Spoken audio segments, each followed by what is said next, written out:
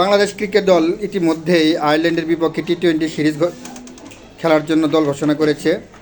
আর উক্ত দলে জায়গা হয়নি অভিজ্ঞ সৌম্য সরকারের। আমরা বারবার দেখতে পাচ্ছি যে জাকির আলী অনিক তিনি আবারও আছেন, যে কিনা সর্বশেষ 7-8টা ম্যাচ খেলেও কোনো ভালো ফল দিতে পারেনি বাংলাদেশ দলকে। বাংলাদেশ এ দলে খেলা মাহিদুল ইসলাম অঙ্কন, তিনিও আছেন দলে। তিনি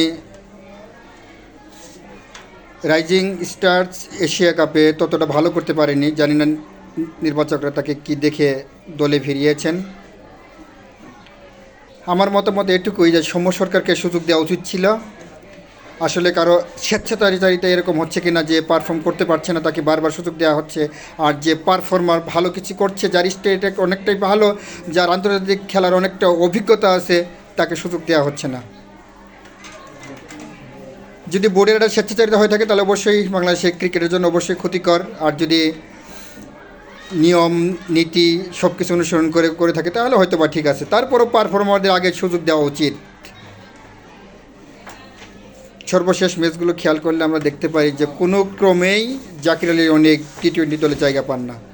অর্থাৎ তাদেরকে সুযোগ দেওয়া উচিত যারা কিনা পরবর্তী বিশ্বকাপের জন্য প্রস্তুতি নিচ্ছে। কিন্তু অনেককে আমরা কি দেখতে পাবো যে বিশ্বকাপে থাকবে কি না?